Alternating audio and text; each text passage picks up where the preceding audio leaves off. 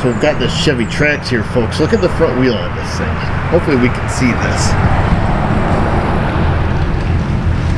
That baby's tipped in there. That one's straight. It's got some grindage. Oh boy. We got a 196 on this Chevrolet. So apparently, this thing has been at a shop for 4 months. The guy hasn't had his car. And he's not happy about it. And he's ready to... Well, I thought that would flip out. He's ready to get the car fixed. Basically, so I'm told, it's at the shop for 4 months. Went in with a TPMS light on, had that fixed, and ever since then it's been all these issues, which have ultimately led to, I think he told me 11 wheel bearings they've put in it, pads, rotors, calipers. Of course, now the car's not even drivable, even though he drove it here. I went to move it in the parking lot the other day after he dropped it off because it was parked out there, and it's clearly shouldn't be driven. And looking at that wheel, you know, it's cocked right off, bearings obviously falling out of it. The only thing holding it together now is the brake caliper and caliper bracket. As you can see, it's, you know, ground up that rotor pretty good. So what we need to do is get it inside. All this guy wants, he just wants his dang car fixed. He wants the lights off the dash. You know, obviously with that issue going on, ABS stability, all that crap's on. So let's go in, put it on the lift, assess the damage over there, and see if that's what's wrong with, you know, his ABS light and everything. So yeah, we got the traction, the ABS, and it changed the oil. I guess the TPMS light problem is resolved. The brake pedal goes right to the floor almost. We pump it up there. There we go. The brake's kind of pumped up. What's happening is when that wheel cocks off, it pushes the piston in.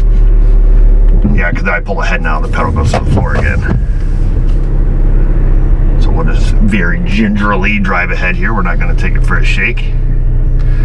We don't want to smash into the Tundra. Doesn't sound good up there.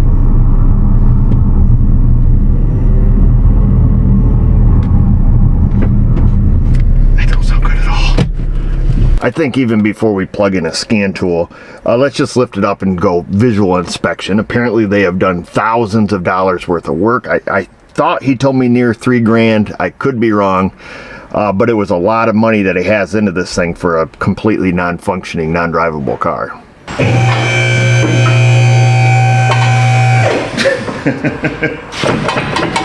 Nothing to see here, folks.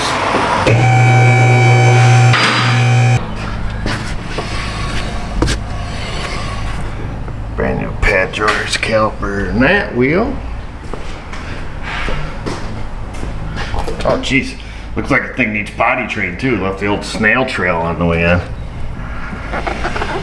Brand new pad rotors, caliper here. Just doing the visual walk around. You didn't say anything about a massive oil leak. Holy cow. Pad rotors, caliper there.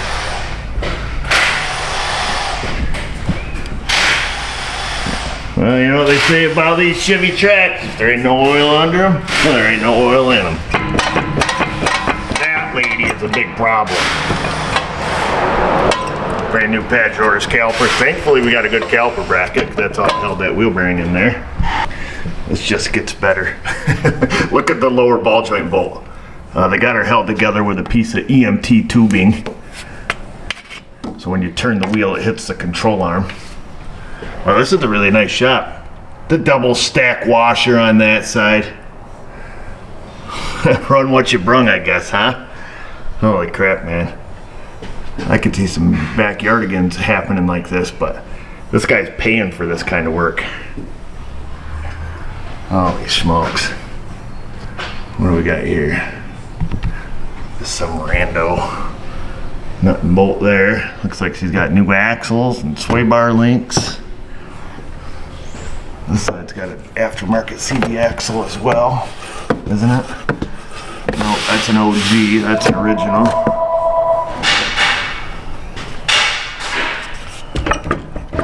Press-in bearing, it's probably got that knuckle completely wallered out. Unbelievable. Like I say, evidently 11 wheel bearings. Oil leak though.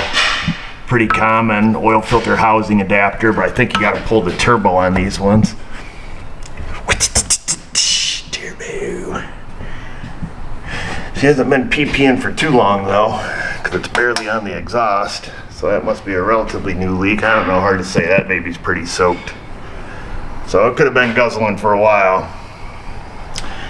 Who knows? All this junk is new back here.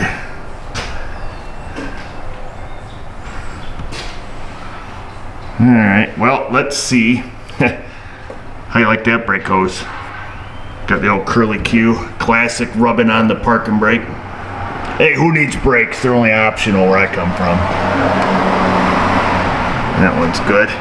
Got her jammed right tight against the parking brake cable there. Only a matter of time before they rub through. But like I say, who needs brakes?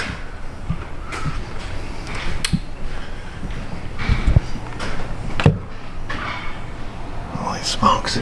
I've seen some shoddy work, but these guys get the wow. Okay, all right, yeehaw. So you have this oil filter housing down here. They have a tendency to leak like this one. As I shine a mirror in there and you can see the clear oil just guzzling out of it. I'm 95% certain on these ones you gotta pull off the turbo. I'll look it up to be sure. That's why most people don't fix them. Usually when I do a turbo on these, which is often, oil cooler, oil filter housing, you do everything while it's off.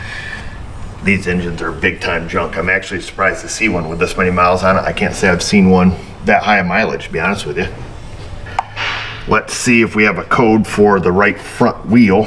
I'm assuming that we do, because that signal can't be happening too good there. I'm thinking if what he's saying is true, which I have no reason to not believe him, what we need to do is probably buy an entire knuckle. That's what I would do. I mean, if this thing's literally had 11 wheel bearings put in it, I mean, that knuckle's got to be a mess.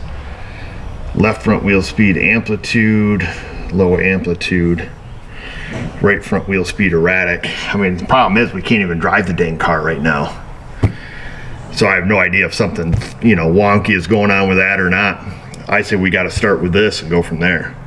So obviously some really shoddy work, or there's some stuff we don't know about. You know, everything from that bolt in the bottom of the, you know, the pinch bolt for the ball joint, you know, those are kind of important. You know, when ball joints fall off, you know, your wheel flies off, things like that happen. It gets messy. And being what he told me about the fact that this thing's had so many bearings put on it, it's been in the shop for 4 months, I'm gonna price them out on a knuckle, a wheel bearing, you know, the whole hub, press-in hub assembly is what these are. They're not bolt-in, so we're gonna get the whole thing. I think is going to be the best way to do it. I'll talk to him about his oil leak. I assume he knows about it, but maybe not. See what he wants to do there.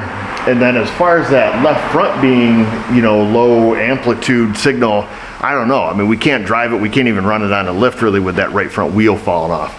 I don't want to cause any more damage than what's already done. So stick around. We'll see if we get the job, and then we'll see where this saga ends up in the end.